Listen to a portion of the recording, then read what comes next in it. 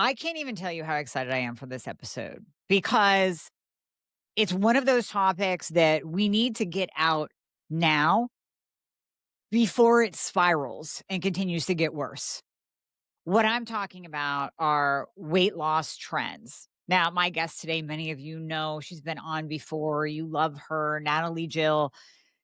And this is going to be a fantastic conversation because this is based off of a podcast episode that she just did that I listened to, and I reached out to her and I said, "Oh my gosh, Natalie, we need to do this. We need to have the same conversation for my audience because we both grew up in the same time of skinny as in and Snackwell cookies and Tab and all the things that we're going to bring up today, but also looking to the now and looking to the future and seeing women almost caught in this weight loss spiral that I feel like we need to save them from because there's so much information out there. Natalie, I know you know this because you hear it from your community.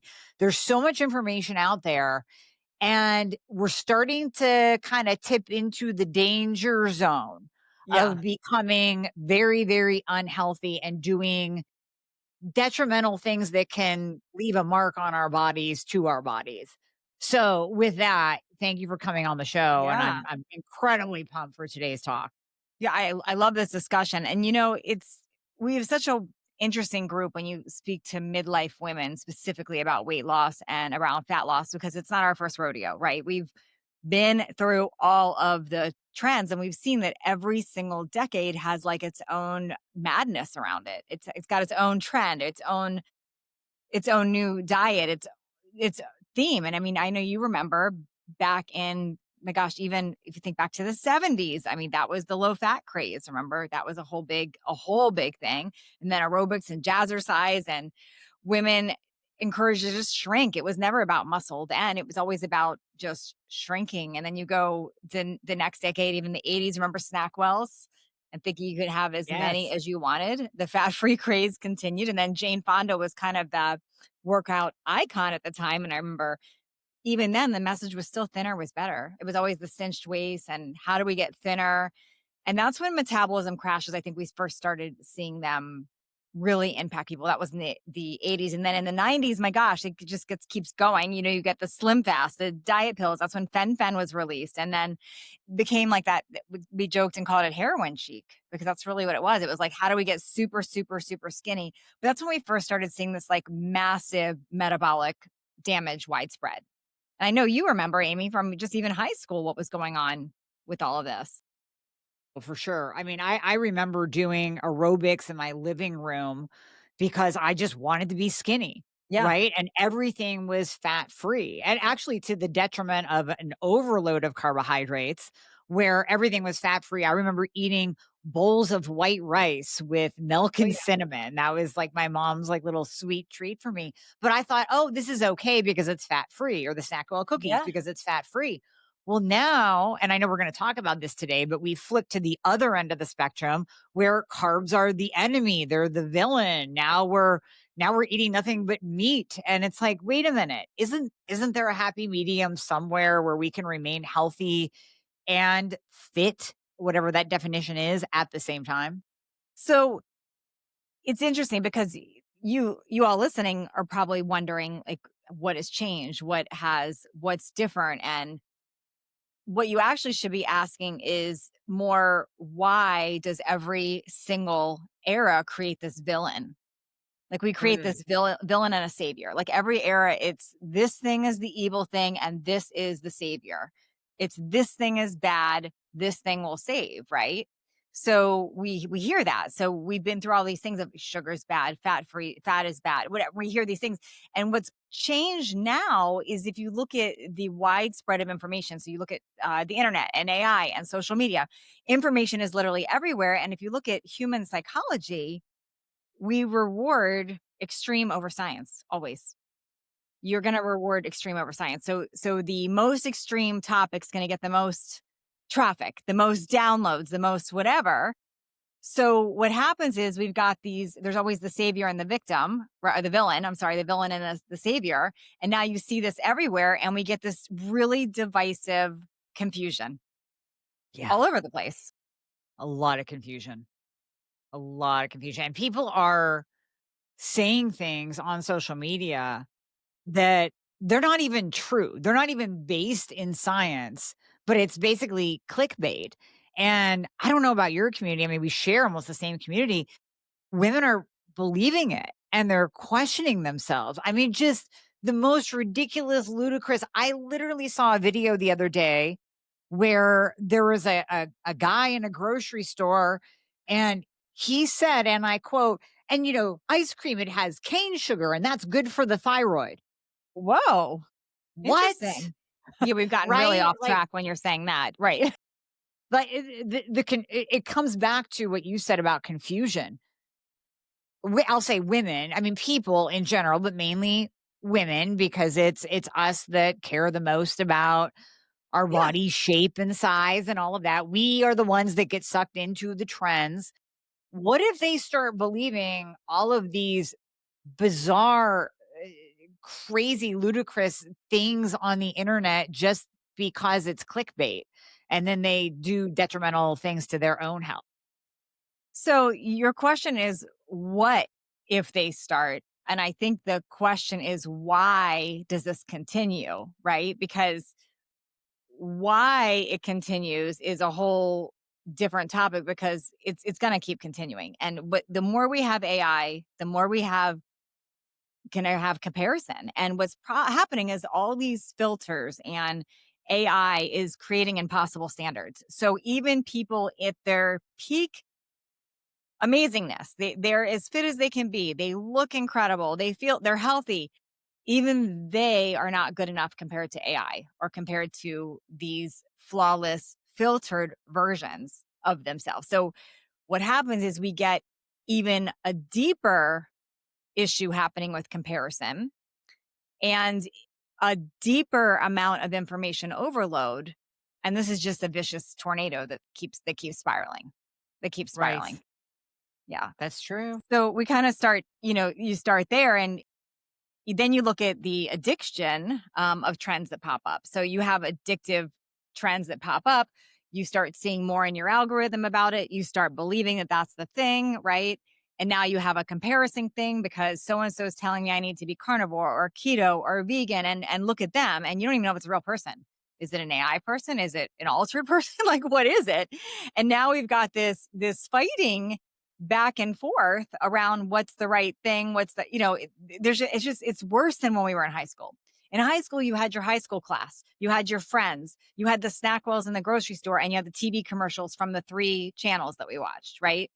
Now it's everything, and information becomes this crazy amount of information overload. So the first question is, what do we do? And I'm saying we got to first start with, why is our culture more extreme than ever? And that is why. I mean, that's why that's happening first. Well, and I think it all comes down to follow the money trail.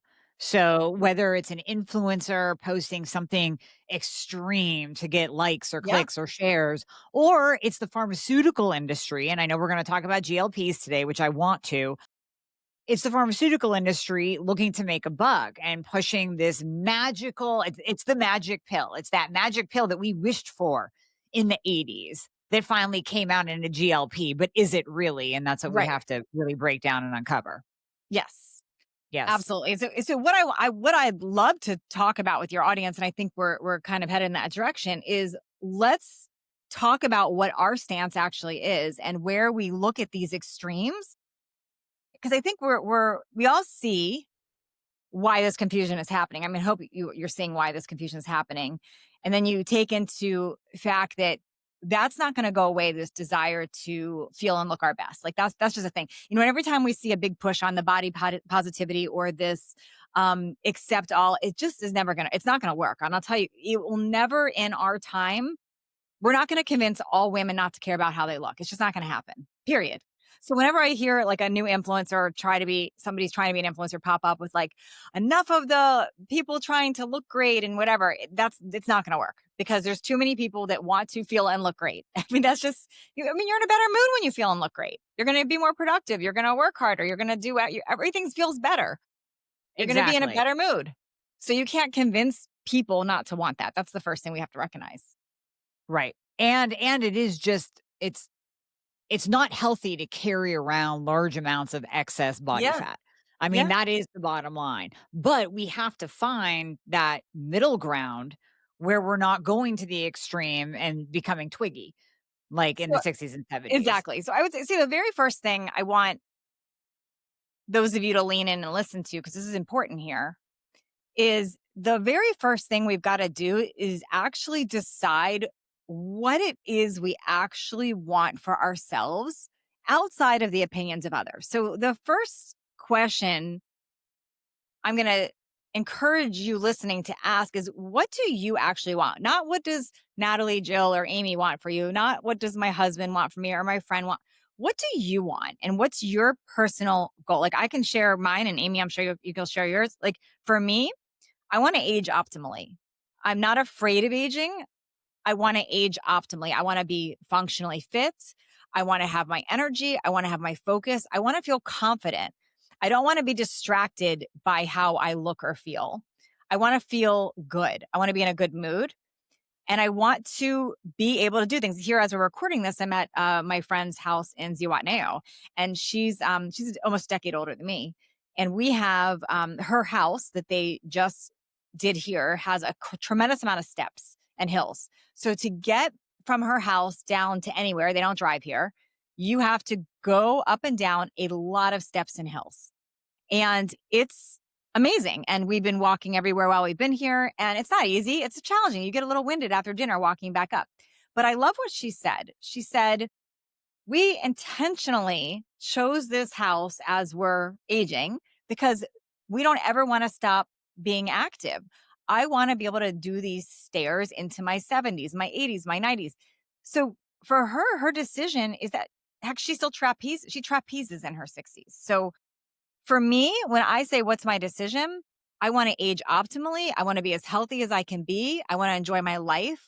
I want to not let how I look or feel interfere with my life. I don't know. What about you, Amie? When you think like what you decide? Well, I'm slightly scared of aging, but I'm going to fight it every step of the way. You know, that's what Botox is Mhm. for. But but outside of that, no, the same thing. And when we look at the blue zones, which are areas of the world where people are living into their 100s, but Yeah. they're not in nursing homes living to 100. They're not in a wheelchair living to 100. They're squatting, they're standing, they're walking upstairs, they're gardening, they're active, they're still playing sports, they're still having sex.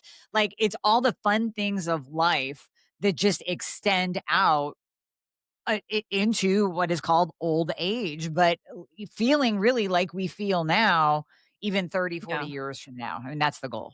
So the first thing I want listeners to hear is your decision doesn't have to be the same as me or Amie or my friends, or it's your decision for you. But get clear on that first, because what happens when you start scrolling and you start seeing the AI and then we start getting swayed into maybe I should want this or what, I was actually scrolling this morning and I saw there was a TikTok video and the girl said, there's going to be there's going to be a time in your 20s where you think you should tweeze your eyebrows super thin and you should listen and do it. And then she shows her beautiful eyebrows and then the next clip is her with the little pencil thin ones that we all did in the 90s, right? That we all Right. were every woman from the 90s, we all cringe and go, "No, don't put the wax away," right? We don't put the tweezers away. Um Trends come and go. Same with bodies. I mean, I can tell you when we were in high school, the trend was to not have a big butt. Remember, we covered our butts with sweatshirts. Yes. And Oh, yeah, so it was covering that, and all of a sudden boobs were in. So everyone was getting implants then, right? Now it's literally flipped. It's like the butts are in. And so there's been skinny, like, so unless we actually know what we want, we're going to keep falling victim to trends and phases and whatever. So, and this is a hard topic here. This is it could be a whole episode just about that specific topic. I know we have a lot to cover about diet, nutrition, and all those things. We're going to get to that. But what is going to be critical is for you as a midlife woman listening to know and think, what do I actually want for myself? And you've got to decide this off of social media, off of TV. You have to get clear on that first so that can overpower anything else that's going to come into you. Otherwise, you will continually get swayed by the perfect AI model or the filtered influencer that looks amazing and you go, I should want that now. I love that. And you literally just gave peace to women everywhere and took pressure off of them to stop comparing themselves and to really look within and answer that question of what do you want? I think that's an amazing place to start. And I can Now I tell want you, to yeah, go ahead. everyone evolve, like even the perfect person, the person you think is perfect, and look, they're comparing themselves. So it's like a never ending chase, right? Of perfection. Absolutely. 100%. Yeah. Absolutely. Now So I want to have some fun. I want to get into kind of the different trends. yeah, let's do it. The different lies, the different trends, the addictive trends that keep popping up on social, Yeah, and let's unpack it for people to clear some of this confusion. I love it. I love it. Well, we'll start with my favorite one. Let's start with the vegetable one. Vegetables. I love how you say vegetables won't kill you. That's fantastic. So, So, yeah, break that down for us well, because there's a big push for carnivore right now. yeah. And what you're probably wondering is, are you missing something not doing carnivore? And why this is important is it also that it's again that FOMO, am I missing something out? But what you really want to be asking is, where did carnivore even come from? And why do people think it makes sense? And is it common sense to you? And the reason I say that is, if you, first of all, if you look at a testimonial about any specific way, any extreme way, and I'll put carnivore into extreme, um, testimonial is different than a universal truth. So just because it worked for this person or these 100 people or these 1,000 or I don't care, a million, whatever, there's a lot more people than that. Just because a personal thing works for a person does not make that a universal truth. So let's just unpack that a little bit. And I'm not dismissing that somebody can feel amazing on carnivore. That absolutely. But let's talk about why for the most part. So if you think of an elimination protocol, so you don't feel well, and you know that every time you eat, you're more tired, more inflamed, more puffy, you're losing weight. If we eliminate things, just from a practical standpoint, we start eliminating things, we are going to feel better, right? We argue, yes, you are. No matter what you're eating whatever you're living off of eating, you start eliminating things. Eventually, you're going to hit a point where you start feeling better because something in our food is creating a discomfort. So when you look at carnivore, most foods that create any kind of discomfort, inflammation, joint pain, it's not likely coming from meat, from at least organic, natural, grass-fed meat. It's not likely coming. Some people, again, nothing's black and white. Some people are having that. So when you have an unhealthy gut, for example, you've got gut dysbiosis, you've got leaky gut, you've got inflammation there, and we start adding vegetables, lots of fiber, we are going to have more discomfort. That's a given. We're going to have more discomfort. The question is, do we just remove them? Does that fix the problem? Or do we figure out why we're actually getting that reaction to begin with? And this is what I want people to think about, because just removing the trigger is a temporary solution. You remove a trigger, it's temporary. For example, you live in a house with mold, you've got mold everywhere. If you move out of the house, you feel better, but now mold pops up again in your new house Right. and you keep moving. Okay. So when you look at elimination diets or removing things, you can remove a trigger, but you've got to get your body to a place where the trigger is not a problem. Otherwise, we create other issues. So just removing things is going to create a longer term problem. So I'll give you another example. I recently went through a histamine thing. I got sick in Bali. Amie, you knew very well because I was texting with you a million times around it. And I had to give up all histamine foods, but not for the rest of my life. I did it until the fire calmed down. And then it was a slow adding them back in and healing my body and all of that. So it was an elimination diet for a period of time. So when you look at carnivore, I believe a lot of people feel a lot flipping better. Of course they do. Like, we've eliminated any possible thing that can cause an issue. But what we've also eliminated is phytonutrients, flavonoids, polyphenols, fiber. We've eliminated all types of things that also reduce inflammation, improve detoxification, support our gut, increase longevity, support our DNA, combat oxidative stress, all of it. So you remove the trigger, but how are we guarding against all those other things? Exactly. Exactly. And I will say for the autoimmune people out there, sometimes going carnivore for a short amount of time, just like As an Natalie said, elimination. it calms things down. It calms down the No fire. question. But then you have to bring things back in. I mean, hopefully the transition to carnivore eliminated the box foods and the processed foods and the garbage out of your life so Sure. that when you calm down that fire, now you can bring in the Yes. vegetables that won't kill you. So I'm not against carnivore. I just want to be clear, but I'm for it for a period of time as an elimination or to be carnivore ish, meaning you're replacing, you're adding. One of my good friends is a carnivore ish. And she's very public about being carnivore, but she's carnivore ish. Like I've seen her eat the other things too. So carnivore, so again, we got to be really aware of that. So when I hear someone say vegetables will kill you, do you understand how ridiculous you sound? Like literally how ridiculous you sound. There is more research, health benefits about vegetables, fruits and vegetables than any other food out there. Like that is plant. I'm not saying go extreme. That's a whole other topic about extreme plant based, but you're not going to convince anyone that is doing well in the longevity game that's healthy, that eats fruits and vegetables to give up fruits and vegetables. You're just not. I mean, this is like there is more research on that. We need polyphenols. We need those nutrients from there. How those are antioxidants, antioxidant, Right. oxidative stress. You cannot combat that with meat alone. No, no, you can't. And literally, as we are recording this, 2 days ago, the food pyramid got flipped. Yes. And okay, yes, there is now a focus on meat, and meat isn't at the bottom anymore of having one serving, but you'll also notice that vegetables kind of moved up the chain a little bit. So now it's really about that balance of protein, meat, lean meat, and healthy fats and vegetables all coming in. Yes. Yeah, I That love it. that food pyramid flip made me so happy. You know, 10 years ago, I published a book called 7-Day Jumpstart Unprocess Your Diet.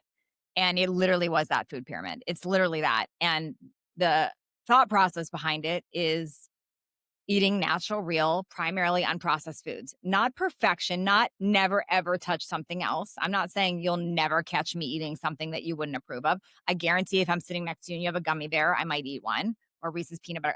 But it's not a Yeah, staple in my diet.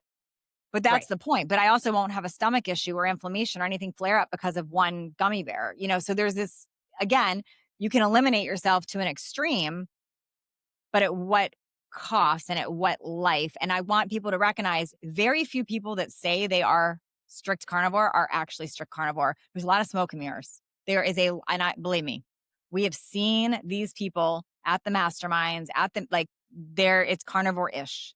So just be really aware of what you're following, what you're doing. And even some of the most vocal carnivore people after a year of it or whatever have come a different way, or you'll see they've rapidly aged. There's a big difference in how their skin looks and how their energy, just all of it.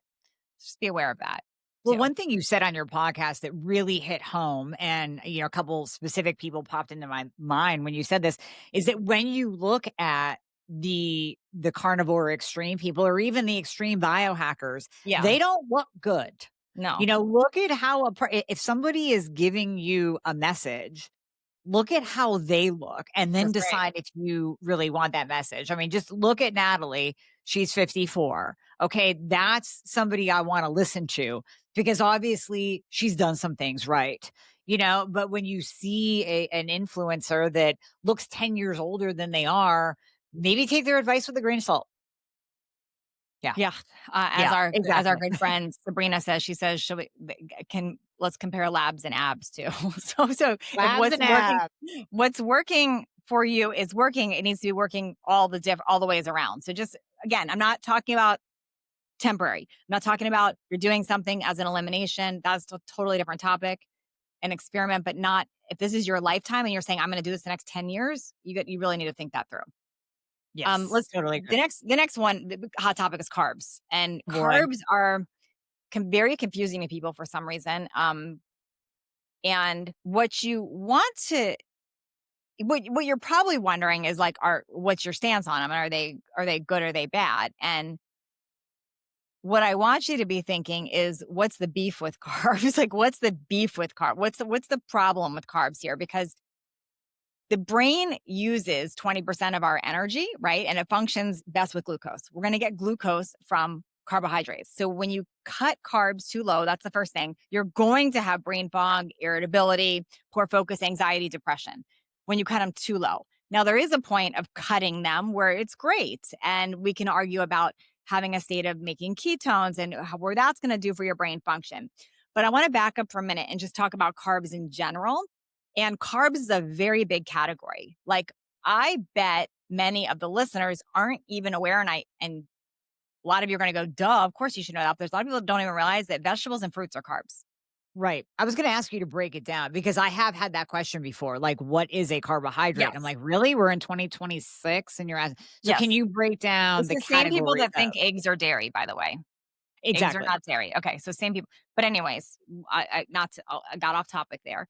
But if a carb is so a cookie, a muffin, carbs, potatoes, rice, carbs, candy, carbs, broccoli, carbs, spinach, carbs, orange spot. So vegetables, fruit, junk food, anything starchy is also carbs. That's a very, very big category. So the way that I like to label them is carbs, I break down into three different categories. And these are just my made up terms.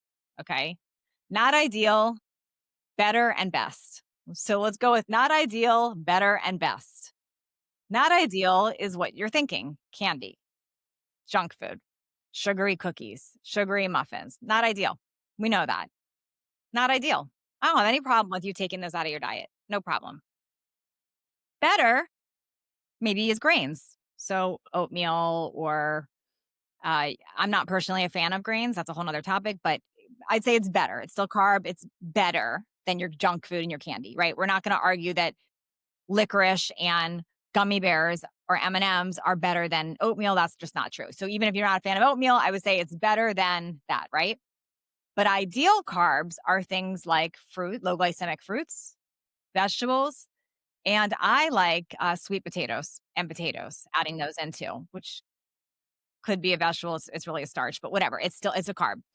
Those have a lot of nutritional benefits. So when you have fruits, vegetables, even sweet potatoes, there is a lot of nutrients in those. You got a lot of bang for the buck. So not only are you getting energy from those carbs, which is amazing, you're getting incredibly powerful nutrients, incredibly powerful. So when I say carbs, those are what I'm talking about. I'm eating lots of berries. I'm eating lots of leafy greens, and I'm having a sweet potato. So those are the kind of carbs I'm talking about. So when we look at this whole no carb, like which type of carb? I'll put that in the same camp of calories a calorie because it's not true either. You cannot say 100 calories of broccoli is the same as 100 calories of gummy bears. It's just not true. They're going to have different Exactly. effects on your body.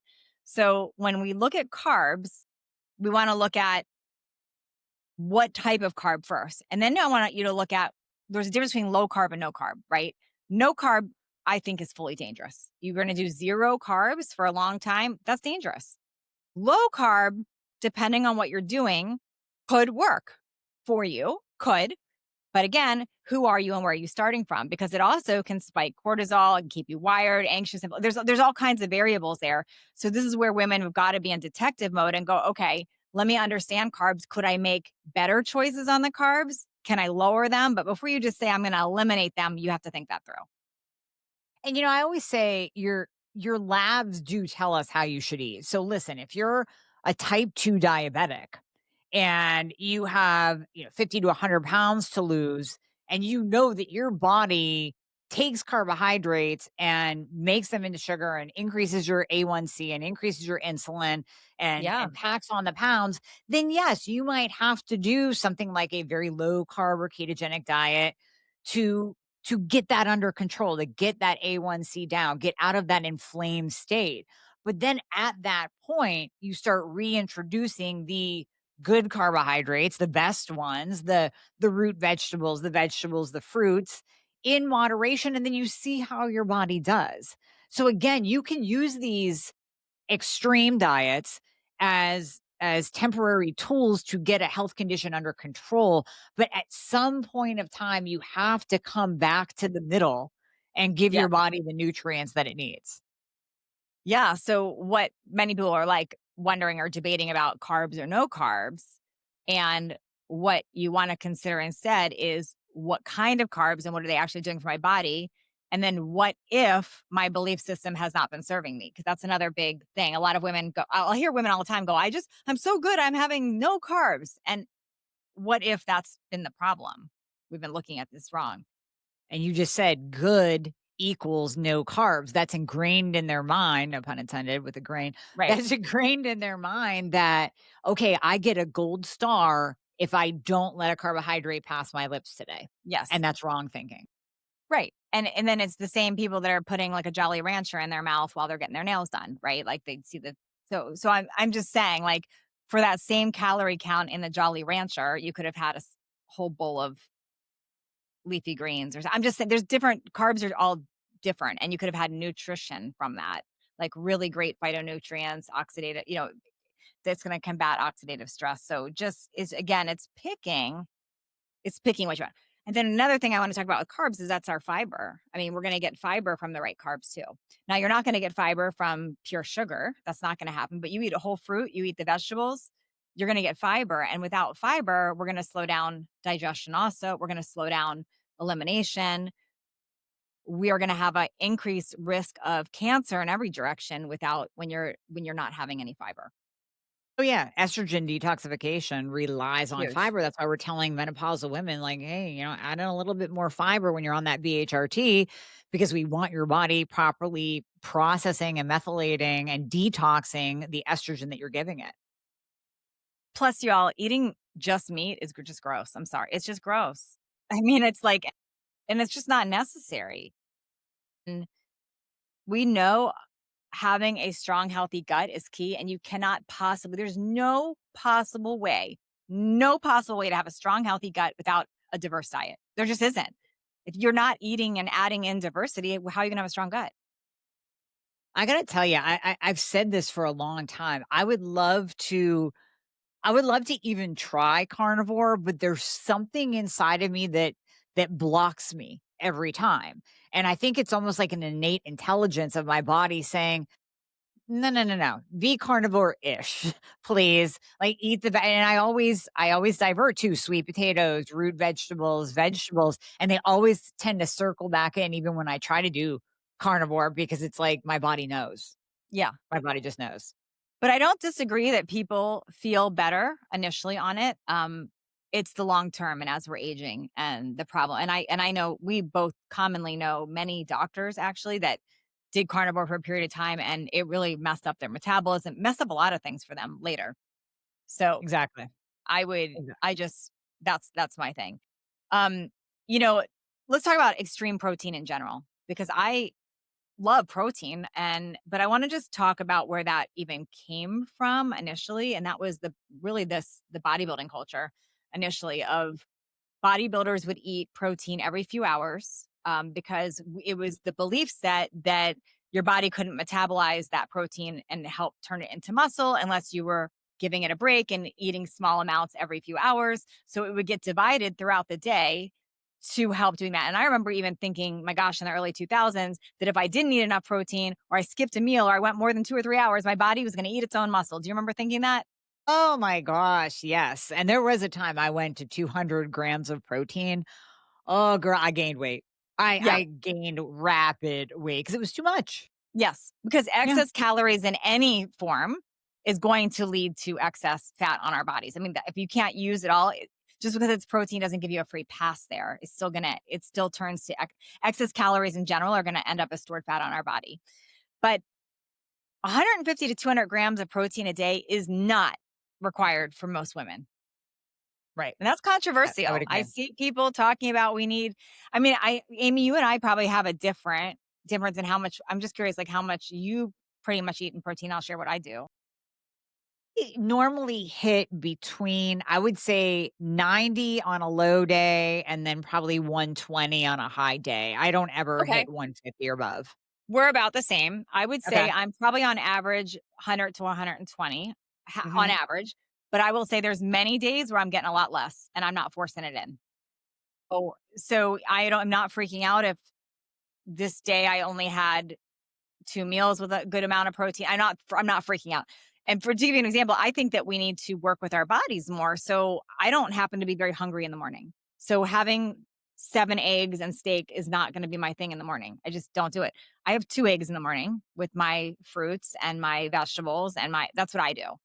Um, that's lower on protein than a lot of people would advise. I don't care. I feel fine. It has not affected me in a negative way. That's what I do. I tend to load heavier later in the day because that's when my body tends to crave it. But I think when we're excessively trying to push in this excessive amount of protein, you got to understand one, your body is still going to store excess as fat. Two, you're going to create digestive strain, bloating. You can have amino overload. Like you're literally force feeding yourself and you can gain muscle without doing that. Now, Natalie, don't you think this is a tricky topic because we have a lot of our ladies Yeah, not eating enough protein. true. Like literally, they're getting in 30 or 50 grams total Yes. per day. So we're telling them, hey, you need to eat more. But then on the other side, I mean, we have that message out there of eat more protein, more protein, more protein. So again, it's about coming to the middle, people, coming to the middle. So, what if that's the wrong question? What if it's not how much protein, but instead, what's my unique situation? So, let me give you an example. You're listening right now, and you've got 100 pounds to release. I'm just giving an example. You have 100 pounds of fat to release, and you've completely changed your diet and shook it up, and you're releasing right now. Do I need you to cram in more protein? Absolutely not. No. Do I want you to focus and build your meals around protein? Sure. But if you're having 3 to 4 ounces of protein at each meal and you're eating nutritious, fibrous fruits and vegetables with it and healthy fats, and we're at a healthy calorie amount and we're releasing weight right now, no, I'm not going to tell you to force in more protein. However, take that same 100 pounds to lose, and I'm going to go to someone who has a lot less to lose, 100 pounds to lose, and you are just craving a bagel in the morning and your rice and chicken at lunch, but you're not really eating the chicken, you're eating more rice. And now at dinner, afternoon, you're tired and you're sleepy and you want more carb heavy. Am I going to tell you to up your protein? Absolutely. Because the reason you're having that problem is you're too starchy carb heavy. Your body's secreting insulin. We cannot burn fat while we're secreting insulin. We're creating a ravenous cycle of we're secreting insulin and then we're hungry and we're secreting. So for you, we've got to switch that. So we're going to have to lead with protein and switch to low glycemic carbs, higher fat, because for you, we've got to turn off that switch. So same person, same two people have 100 pounds of fat to lose. I just gave a very different scenario. Okay. Now let me take it to somebody totally different. You have 15, 20 pounds to lose. You've been eating pretty healthy most of your life. You understand unprocessed. You are wondering what the heck is happening to your muscle. It's getting harder to gain muscle. You're losing muscle as you're losing weight. You're aging. You're worried about bone loss. You're a different person. Do I want you to eat more protein? Absolutely. Why? Because we're trying right now. Our main goal is add muscle, put on more muscle, and get leaner. This is different. So, again, we're trying to give this standard advice for everybody, and it doesn't work that way. Right. Right. I totally hear what you're saying and completely agree. Now, question for you for your midlife community, midlife ladies, do they need is it true that we need more protein as we age because of sarcopenia and muscle loss? And then we're losing testosterone. So that's going to produce more muscle loss. We really need to keep the muscle that we have to protect our bones, to protect us when we do, if we fall, God forbid, that we're not breaking a hip and landing in the Yeah. nursing home. What if the answer is not black and white? What Okay. if I love it. we're all you freaking unique and there's a different formula for most people and this is the problem? What if you've been in self beat up because you're like, I can't follow this thing. It's not feeling right for me. And that's creating the problem here. So, no, it's not a black and white answer. It depends. I don't know what your current situation is, what you're currently eating, what you're currently doing. I can tell, I know many, many fit people in their 50s, 60s, 70s that do not have bone loss that eat very different amounts of protein, very different amounts. Okay. Very I different like it. amounts. So I just don't think it's a blanket rule. But again, but I don't want to speak into like Amie, you're working with your own clients, but you know their situation. So when we assume someone's just like us or whatever, we're putting these blanket statements out, which I think it's very confusing for people because you think about that. The woman that is scrolling Instagram who's got a lot of fat to release, who's completely turned their diet around, is eating unprocessed, is getting in the healthy fats, that's doing the good healthy fruits and vegetables, and they're eating their lean proteins. They're doing all the work, right? And now they're hearing you're not eating enough protein. Mhm. I don't That's not Like the right one more message. thing. Yeah. It's one more thing. But yeah, that woman that's got skinny culture, that's been chasing skinny for years and now is worried about sarcopenia, like all that. Yes, you got to add more muscle. You got to lift heavier. There's a whole bunch of things you got to do. But with your adding more protein and lifting heavier, we also have to add carbs because guess what? We're not going to just make muscle just from protein. Right. Right, and that kinda goes back to the last topic that we really didn't get into that component, but carbohydrates are also essential for muscle. I mean, you'll never see a bodybuilder just eat protein. I know, okay, you're listening, there's some keto bodybuilders out there, they're few and far between. The But they weren't keto typical before. They weren't keto when they started. that they were not because it wasn't a thing. No, in our day, it was you eat carbohydrates and protein because the carbohydrates allow that protein, the amino acids to get into the muscle for the muscle to get fed and grow. And essentially that's what we want is to put on more muscle, especially as a bodybuilder or competitor. But the average person needs to be cognizant of that as well. You still need those carbohydrates to allow that door to open up to your muscles so that your muscles can get fed with the protein and amino acids that you are eating. It all works together. This comes back to what are you chasing again? Because if you're chasing skinny, that's a very different topic than I'm chasing adding muscle, chasing longevity. Like these are all this comes back to that very first question. What are you chasing? What is your desire? What is the thing? And then we got to look at where are we starting from? What's the situation here and what do I need to tweak for that? So one of the things that I'm really adamant about when women work with me is we teach that detective mode. We have to because it's not as simple as just I mean, I can make it as simple for people to start, and I do. Like, obviously, we're going to start this way, but then the whole goal is we got to get into detective mode because what works for me is not exactly what works for Amie. What works, we're all very unique, and we have to get to a place where we're in a really great spot to be able to evaluate where these tweaks are making a difference in our bodies. Yes, exactly. Exactly. So Yeah. let's now get into some fat loss, weight loss, fat releasing trends Yeah. that are either supplemental or pharmaceutical. So Yeah.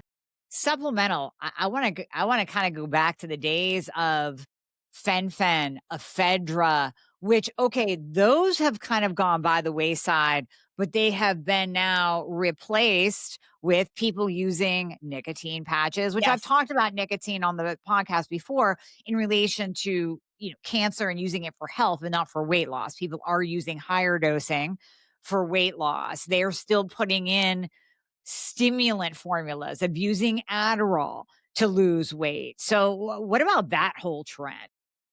Yeah, gosh. Okay, that's a whole interesting thing. Also gets back to your goals and what you're wanting but also thinking if you're turning to a substance, and I'm not even going to talk about GLPs yet. And you'll all be Yeah, surprised that's at a what I whole say other. about GLPs, but we'll get Yeah. into that in a few Yep. minutes.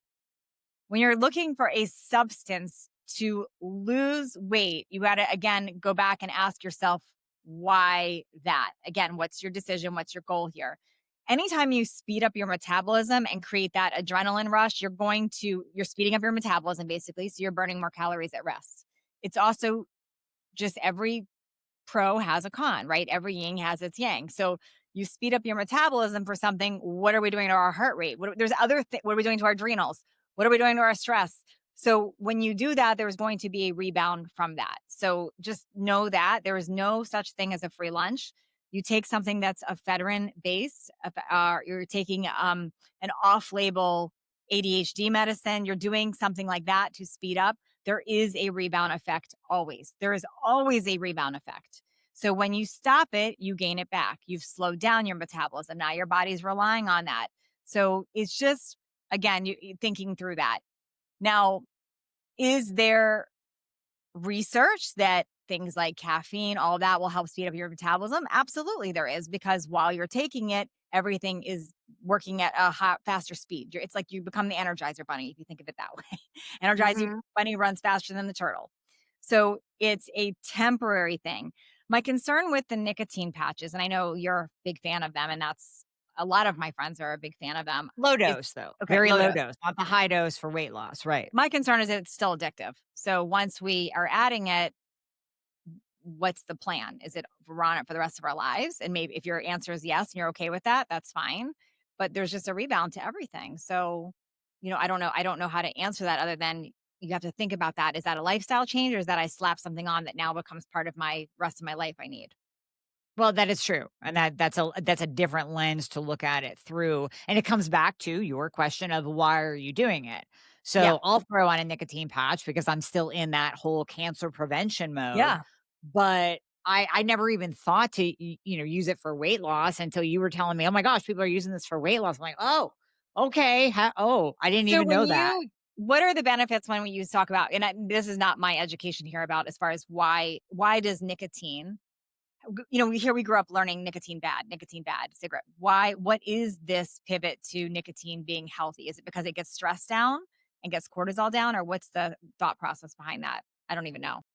So, I interviewed, Brian Artis on this topic, so people can go back and listen to that, but in a nutshell, like when we're talking about cigarettes, it's not the nicotine is a plant. It's just a Okay, plant. So the plant itself, just like we can't say vegetables are bad, we can't say the nicotine plant is bad. but It's isn't the other cocaine a plant chemicals. too? Isn't What's cocaine a that? plant? Doesn't cocaine Well, come from a plant too? it does start as a plant. That is true.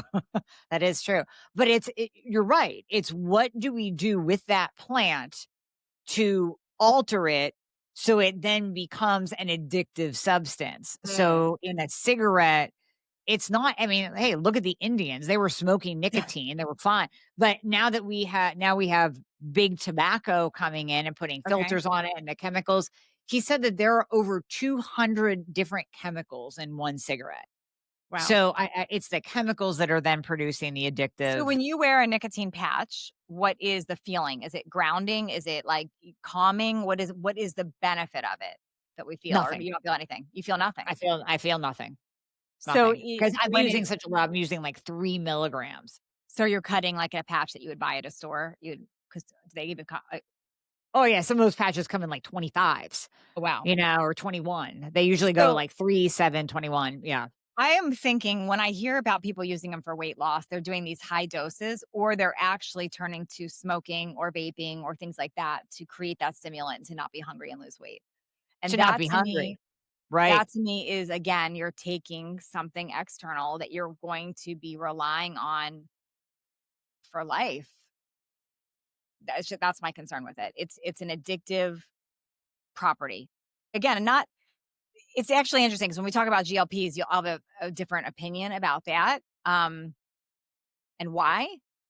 But nicotine to me, I just want those of you considering it to this is an important topic to understand again why you're doing it. So if you're like you said, Amy, you're doing it for the cancer to not have a reoccurrence, you've got the science behind that.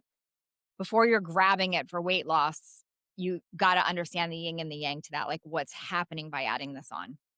Oh, absolutely, and I can't tell you kind of along the same lines, nicotine into, like, the Adderall, Adipex, Phentermine, Fen-Phen.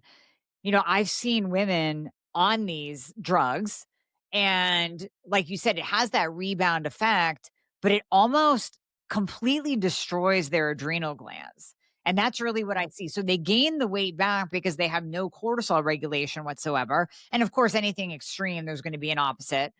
There's going to be that rebound. But I'm also seeing them totally destroy their adrenal glands to that now they can't handle stress, they can't handle sugar and blood sugar extremes. We can't even give them the thyroid hormone that they need because their bodies can't accept it.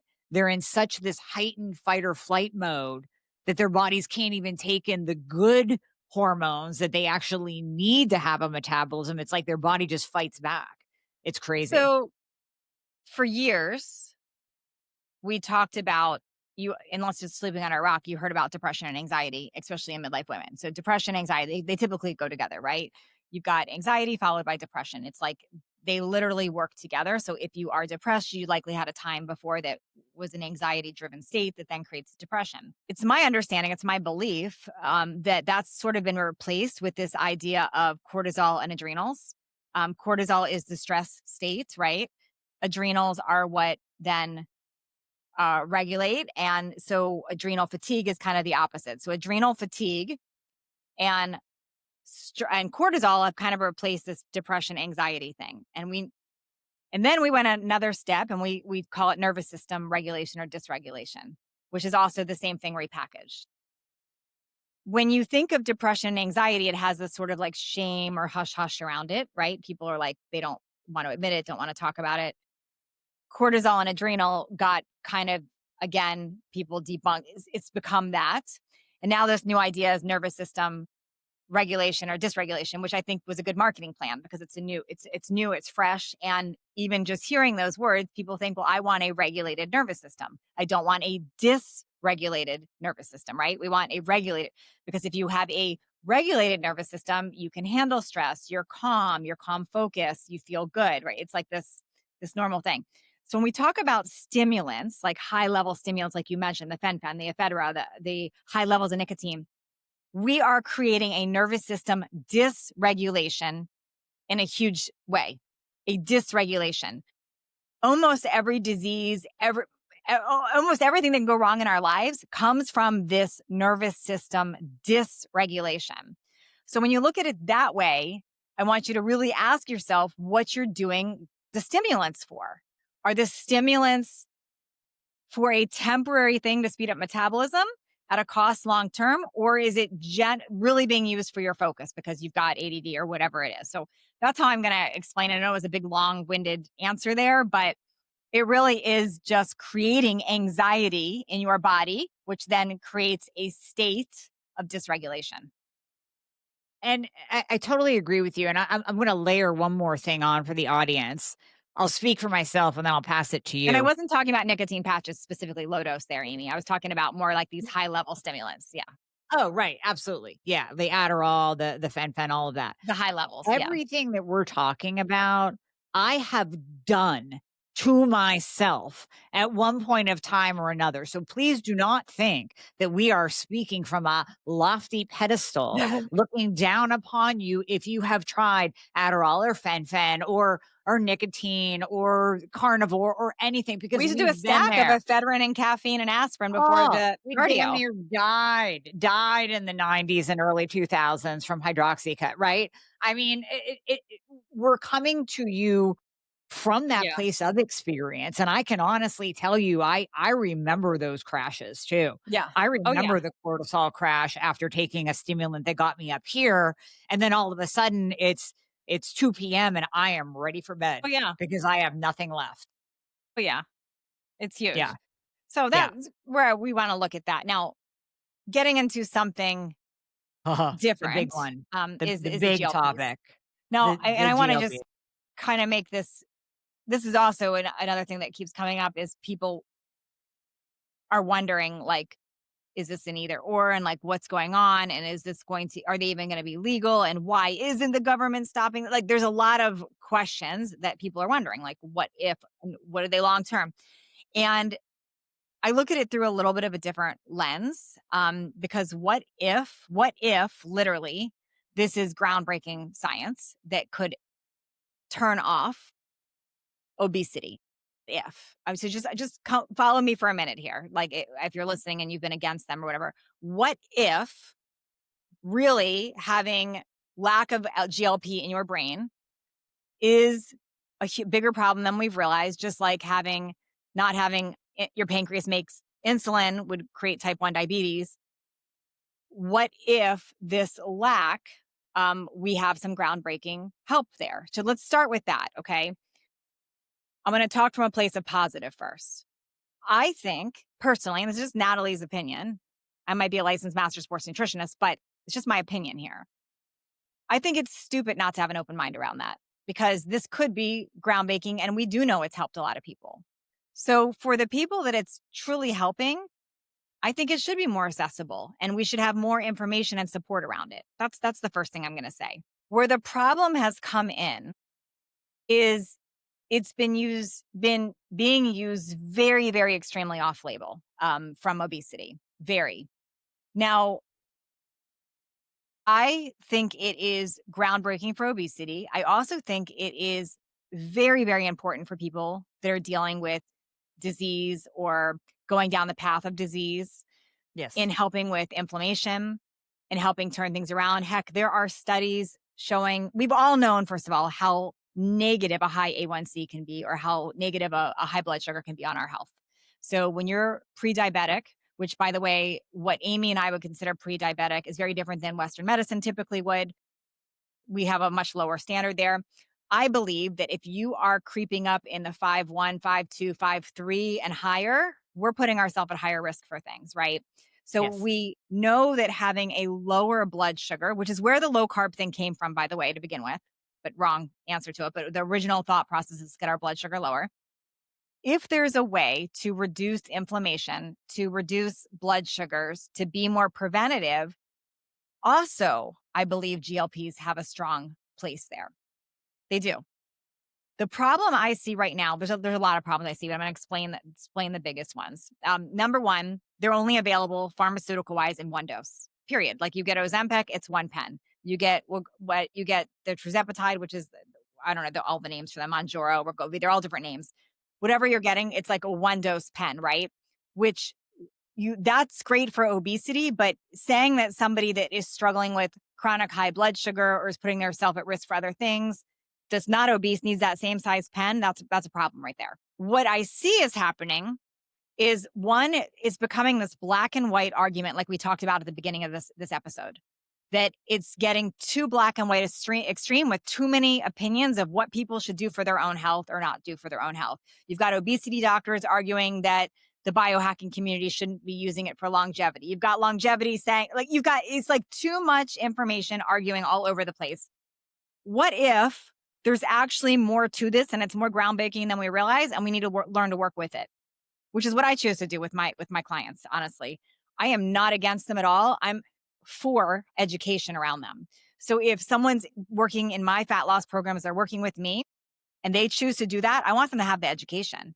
So Hmm. what's the right dosing? What's the smallest amount you could use to actually get the result you're after? That's like number one.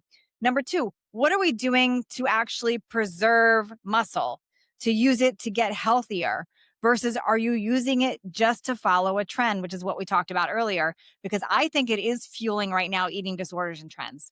I think there's Yes. a lot of people using it just to cut off appetite, get crazy hyper skinny, and we're going to have a big problem with sarcopenia, but we're going to have problems here. That was a lot that I just Absolutely. said in a couple minutes. No, no, I love it. I love it because honestly, I agree with all of that. I have not yet said this on a podcast, so I'll say it now. You know, it's I feel like I have come full circle with the GLPs. It started off when they first were released that I called them the Beverly Hills soccer mom drug of choice for weight loss because every celebrity was using it just to lose weight. Then the microdosing came out and started studying that. And like you said, the benefits around fatty liver disease, heart disease, inflammation reduction, it's there when it's used Alzheimer's even, because properly. Alzheimer's, all of the research points to beautiful result when truly used at a microdose. But now between here and present, now we have like a bastardization of what microdosing is. Now people are microdosing full regular standard dosing amounts and mhm, they're calling it microdosing to make themselves feel better and they are losing muscle and they're actually Natalie they're starting to lose desire for life. Why do you think you are now seeing commercials for Las Vegas? Come to Vegas. This is where it's all at. Vegas didn't have to advertise before. GLP-1s are taking away, yeah, they're helping with addictions. I mean, people aren't gambling or drinking as much anymore, but they're losing that desire for life. They're losing their dopamine. They're not chasing anything. And a study that just came out today showing the amount of weight gain after you stop. So wow. now you're fooling yourself that you're using a microdose, but you're not. and you're not changing your eating habits while using it. You're using it for starvation and for appetite control. And then what if your supply is cut off? What Yeah, and if we're yeah, hearing is true that you will not be able to get it from a compounding pharmacy anymore? You will only be able to get it for $1,200 a month as prescribed by your doctor. You're going to gain all that weight back because you didn't change your eating habits during the time you used it. So now I'm and starting to I waver on my opinion, honestly. yeah, no, I those are all real concerns. I still think that from a whole, we're asking the wrong questions. Let me give you an example of what I mean. When ADHD medicine came around to help people with ADHD, we can all, well, maybe some people won't agree, but we can agree, maybe a lot of people, that it's helping people, some people with ADHD. You have severe ADHD, maybe your type of ADD, it's helping you, right? And we can also agree that some people are abusing those drugs for weight loss, right? But why is it not that controversial? So, and I would say that's the same with literally every drug. We could say that there's some pain medicine that could be used after surgery for severe pain, right? I had back surgery and I needed a pain. I was like in massive pain, right? But we can also say people are abusing pain medicines to feel good or get a high, right? So every single freaking pharmaceutical thing that's out there, there is a question about, is there going to be abuse? What bothers me so much about the GLP thing is I believe if this is truly groundbreaking, and I think it is for what it's potentially can help with, why aren't we making it actually more accessible and more educational about true levels and what somebody like what you just said, a true microdose. Yes. Somebody could have 1/10 of a dose that's the starting dose and have those benefits you're talking about. Why is there not more education around that or more research supporting that? Why are we so focused on let's make this a have or have not, or like there's too many questions I have there. And why are so many nutritionists and trainers so against it? Are they worried they're going to lose their business? I don't, I'm not like, I know I got into fat loss nutrition and health because I really wanted to help people. I wanted to help people get healthier. If this is something that could help with that, with my education, I'm all about it. I don't have a problem with people adding that in. Now, do I think it's weird that there's multi-level marketing companies popping up all over the place and people, yeah, I think that's weird. I think that's weird. I think we need doctors to be monitoring and prescribing. I think we need to be understanding and educating and truly looking at it the way we look at anything else, like how much you actually need to help with things. But I'm really not against it. I am actually really for people having proper education around it and learning how to use it with their body if they need it. And that's my opinion on it as a nutritionist. I mean that and with all that background, and I just that's where I land on it. Absolutely. Now, what is your take about I know your take, but I'm gonna ask you so you can say it, about people not changing their eating habits while on it. I mean, what are they going Yeah, to do when supply runs out, totally. when they can't get it anymore, when they So eventually have to stop? if you are one of those people making TikTok videos of your stir frying your syringe and your bottle and you're saying, when I get hungry, this is what I'm doing, and you're making jokes of eating 500 calories a day and starving yourself, I'm sorry, you're dumb. You're dumb. You're dumb and you have an eating disorder. Well, I don't want to put this, people have very real serious eating disorders, first of all. That's a thing. But you are dumb or you have a very serious eating disorder that you need help with because that is not a long term plan. You might look skinny right now. You're going to start losing your hair. You're going to have bone and muscle issues. You're going to have all kinds of issues as you age. You are not going to age well. You're giving yourself an eating disorder, literally. Yeah. That's what I have to say about that. No, I appreciate that because that's essentially that's the bottom line right there, The proper is you have to microdose, use it the right way. if you're taking a proper microdose, you should be able to stop and feel the same. Like you're not going to be ravenous all of a sudden, right? Right. If you are feeling, you shouldn't be like, I can't go out to eat because I'm just can't eat anything. Like that's a proper microdose. You, maybe it takes a little edge off. I guess you maybe don't snack as much. I don't know, but it's not this crazy amount. Now, I am Amy's doctor. I am not a doctor. I am not giving medical advice here. I'm just using common sense here. Like, why are we so? I'll tell you why I think we're so against it right now. What's happening? I think it's money. I think people are scared of losing their business to it. They're scared of losing their clients to it. I think that big pharma, there's a lot of money. If you follow the money on any which direction, there's a lot of things there. And that's why my spidey senses come up around this. And I have a very different opinion. I think if this is earth shattering and helpful, we need to learn it, understand it, have more education around it, make it more available at the right doses. I want to understand it more. My goal is to Exactly. help people be healthy and lose weight. I want to help them. If that's something that can help, I am not against it. Absolutely. No, I agree with you. And I love your approach. Your approach is it's balanced. It's science-based. You focus on midlife women, but you find that middle ground of what each individual person Yeah. needs. You And know, and it's that's what I funny. love about you. Every year for the last, my gosh, 15 years, and this is the first year I did not do it, and we're doing something different. I have done a live launch, you know this, where I open up my Total Body Thrive and I do a webinar, and for the last few years, in fact, Amie and I did them together. I would do these webinars, Fat Loss as We Age. I chose not to do that this January, and the reason I chose not to do it is because of all the things we've been talking about. There's too many things out there, and I didn't feel like getting in the middle of all the noise. I just didn't. I felt like the way that I teach empowerment around fat loss and women helping each other, I just don't feel right now like getting in the mix of the noise. So what I am doing instead, and Dr. Amy and I'm excited to do this. We are going to do kind of like we've been doing this, but we're going to go deeper on specific questions that I know like many of your women have.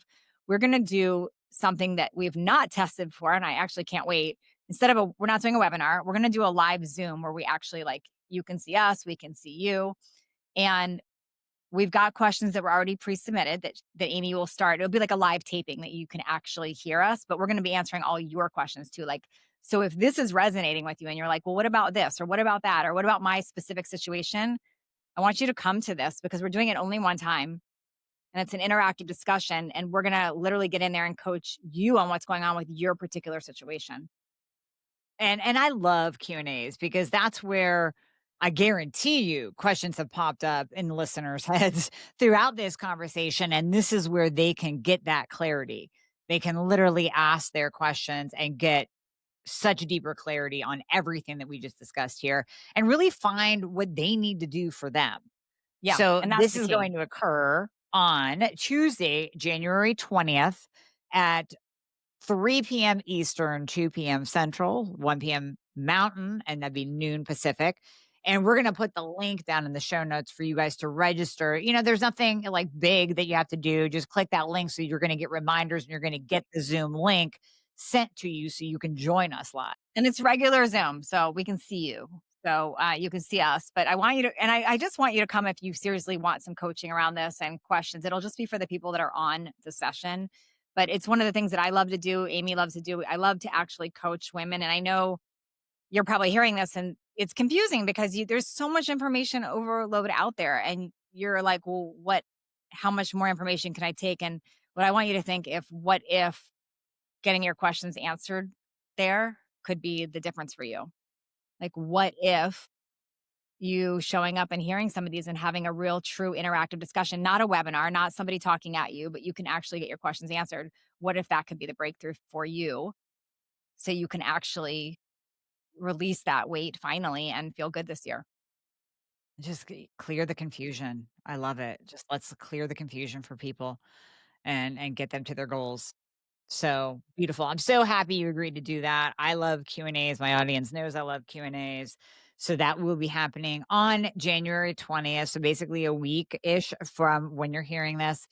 So make sure you click the link below, go down to the show notes, click it, register. That way you'll have the Zoom link right in your inbox. And then, set an alarm. Because I can't tell you how many times I've wanted to go to something. I'm like, oh, I can't wait. I can't wait. And like the dog needs let's out. My husband comes home, I'm cooking dinner, and literally an hour after it ends, I go, crap. Yeah. I totally missed that. So set an alarm, people, And please. show up early because our Zoom room holds 500 spots because we're doing like regular Zoom. We're not doing, and there might be only 10 of you on. I don't know, but there might be 800 of you trying to get on. So make Yeah. sure you jump on. And so you have one of those spots and we actually can see you and have the conversation with you. No, that's true. If you cannot get into the room, please don't email us. It's because you were late and you didn't get in early and we have over 500 people. So, yes, make sure you show up early. Well, Natalie, thank you so much for jumping. Like I said, I was so excited for this conversation because it's needed. There's just so much confusion out So there, but needed. we are going to clear that confusion when we do the Q&A. I just thank you for your time today and for your knowledge around this. I love it. I Can't love the wait. topic. Amazing. So everyone check the link below and we will see you next time on the Thyroid Fixer podcast.